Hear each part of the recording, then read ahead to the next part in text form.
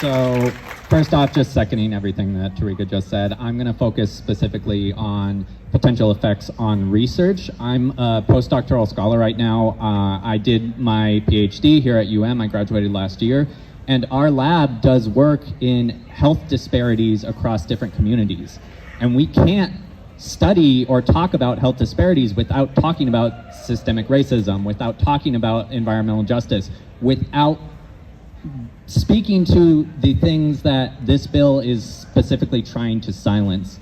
My graduate mentor did a grant that is working with another researcher at FSU. And so even though Miami is a private school, we have a lot of relationships with public schools in the state. And it brings up the question, are we going to be able to continue our research?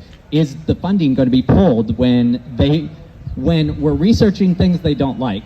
First off, that's with the direct intention to study things like health disparities.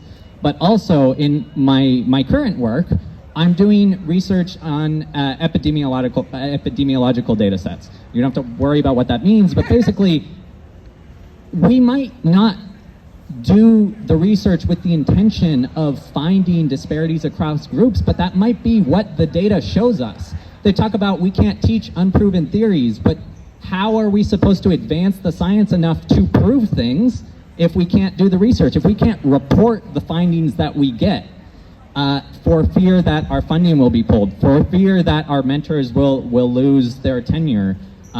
It's a very big problem.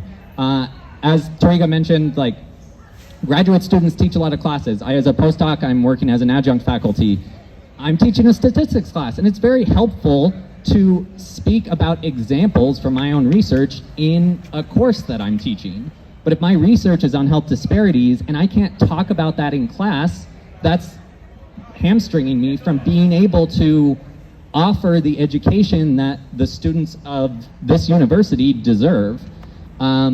It's very concerning. We're all here because we want to make a difference. So thank you for listening.